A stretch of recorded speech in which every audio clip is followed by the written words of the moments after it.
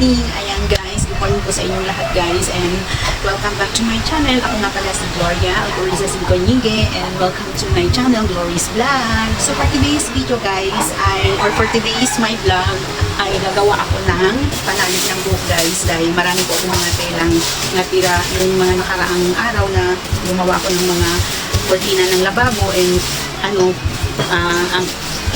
yung ganito, yung cover ng table and may mga natirang mga ritaso na tela and sayang naman to guys at gagawin ko siyang panali ng buhok.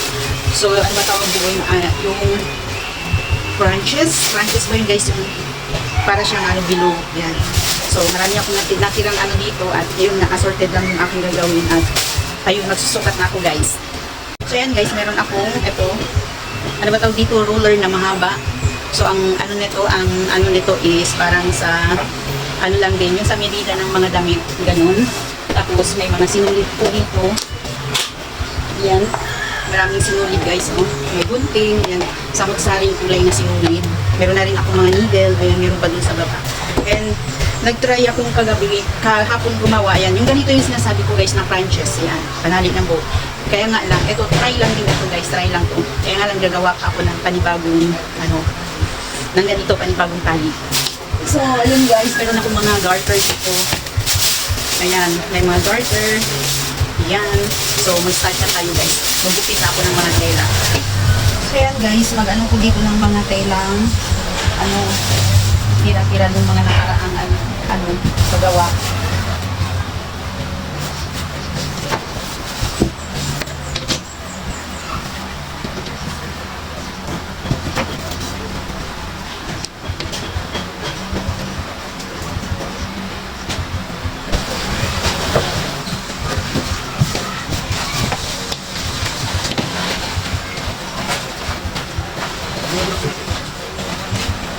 Hindi yung ito tayo?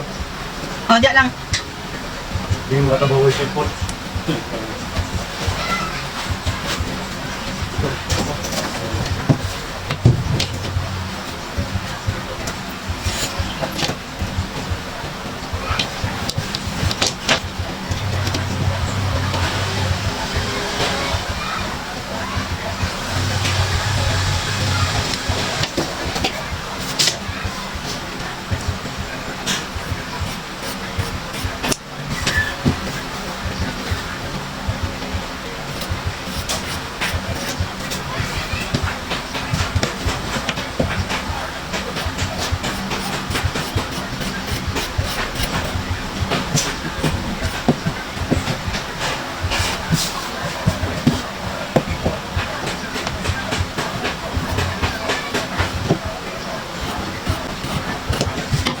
So yan guys, may isa na akong nagawa. Yan.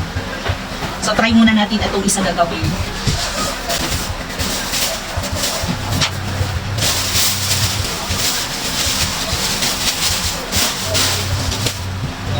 So yan guys, mag-umpisa na ako sa tahi. Eto guys, di ba yung pahaba noon? Yung haba nito is 22. Yan. Kaya nga lang natahi ko na siya guys dahil akala ko yung aking cam is naka-on, hindi pa na. So yan guys, yung haba nito nung hindi pa ito tahi is 22. Tapos yung ganito is yung lapad niya is 4.5. Kaya nga lang natahi ko na siya guys dahil yung pag-video ko akala ko ay naka-on yung camera, hindi pala. Nag-i-explain pa naman ako doon. Pagkita ko, hindi pala naka-on yung aking camera, natahi ko na.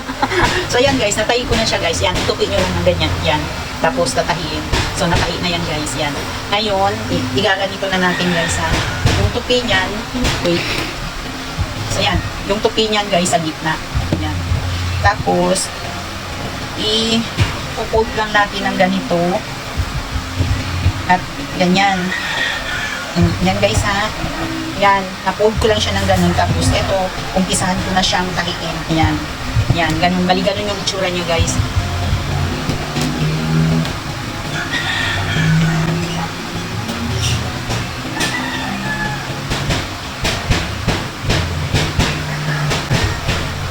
Kailangan pag nagtahi kayo dito sa wag ano ba tawag dito, yung kinupi dito sa loob guys, wag yung isama sa pagtahi.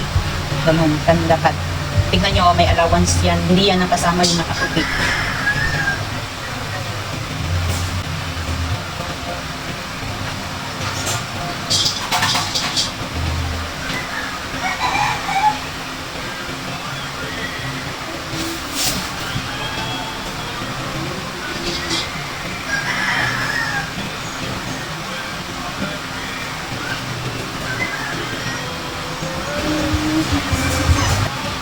tulad yan guys, wala na kayong matahig banda dito. Hihilahin nyo lang na pag ganun.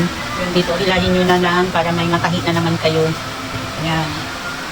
Basta make sure lang guys, yung sa loob nung yung ano ba tawag dito, yung tinupi is hindi siya masama sa pagtahi para paghila nyo, pwede siyang mahila ng pag ganun. Yan. Yan. So, nahihila ko siya guys.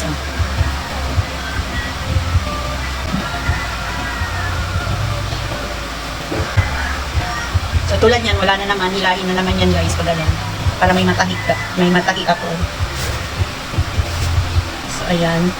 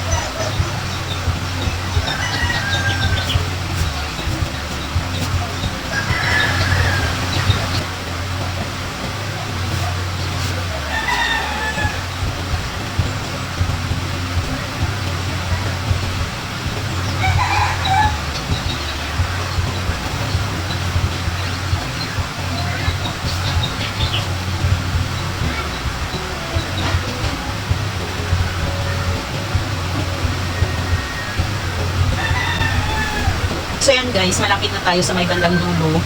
And kapag nasa bandang dulo na guys, mag-iwan na lang tayo ng mag-iwan na lang ako ng maliit na butas para isusuot yung yung garter. So ito na yung bandang dulo guys. Ayan na po, yan na po. Yan na po. Dahil andyan na po yung yung naumpisahan kong pagtahi. Ayan. So ito na lang yung butas niya. So mag-iwan na lang ako ng kaunting butas para po maipasok doon ang garter. Ano ba tawag doon? Para mapagpasukan ng garter. So yan, ilalak ko na siya guys.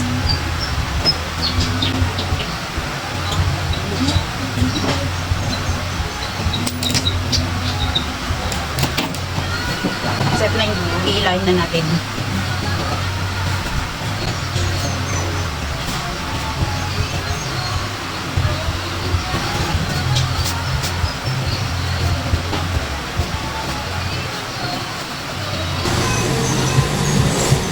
So yun na guys. Ayan. So ito na yung niya, resulta. And asa na ba yung butas? Nawala yung butas na maliit. So ayan yung butas guys na maliit. Ayan. Medyo malaki pa naman pala yung nagawa kong butas. So ilagay natin yung garter sa loob. And magupit tayo ng garter guys. So yung garter, depende na po sa inyo kung ano yung haba niya.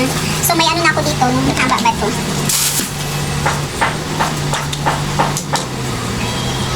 Yan, saktong-sakto, 7 and a half. Ayan guys, 7 and a half. 7 and a half. Ito yung 7, tapos yung half. Okay na to siya guys, ilagay doon. Yan. So ilagay na natin.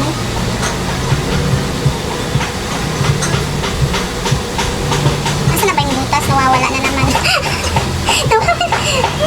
Nawawala ang butas. Ayan. Yan, pasok na natin. O, kailangan hawakan yung dulo para hindi hindi papasok ang dulo.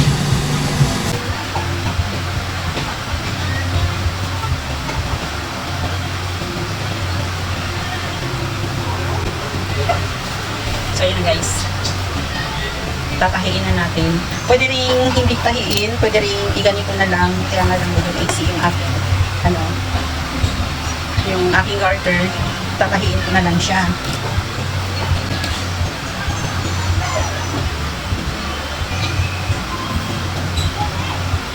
Pwede rin itali nyo yung garter guys, kapag medyo mahaba-haba yung garter nyo, itali nyo na lang sa loob. Kaya nga lang, hindi ko siya pwedeng matali dahil yung size ng aking garter is insakto lang siya, 7.5.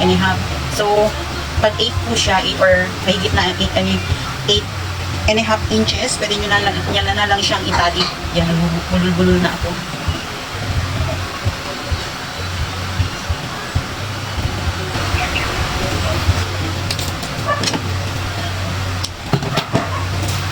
So, ayan guys, tingnan nyo.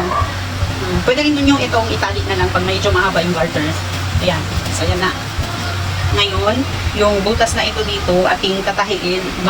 Itupin nyo guys ha, pag ganito lang. Yan. Para yung, yung laylayan niya, or ang batawag dyan, doon yan sa loob. Yung mga ran ng kanyang dulo ng tela.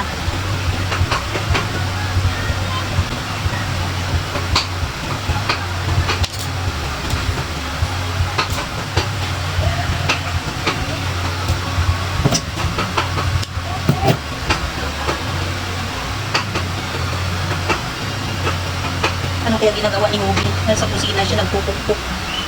Nag-aano yata ng paminta. Yan guys yung dulo ng tela, itupi nyo na lang paloob para hindi siya makita yung laylayan niya na nagraran. Kasi naaalis yun siya. Kahit nang ganon. Or ganito. Depende na sa inyo kung ano yung style ng tahi. Ganyan pa.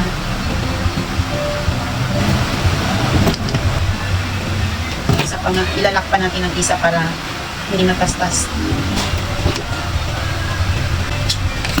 Yan!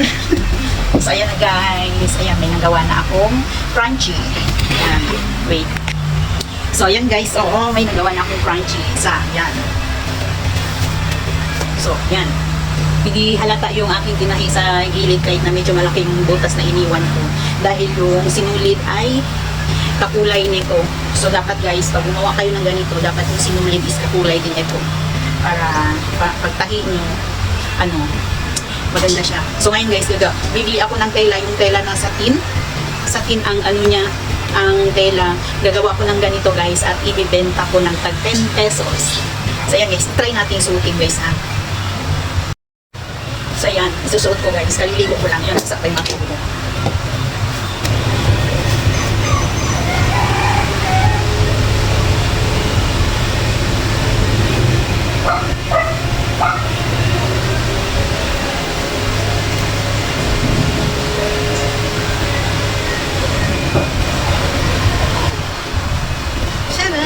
Tingnan nyo guys. Wait, tatalikod ako.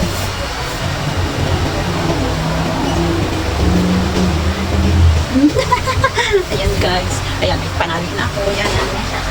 So, ngayon guys, ay gagawa ako ng iba pero hindi ko na lang i-video dahil ito lang yung first nag-video ko para makita nyo paano ko mag-DIY ng tali, ng crunchy tali, crunches bang tawag dito?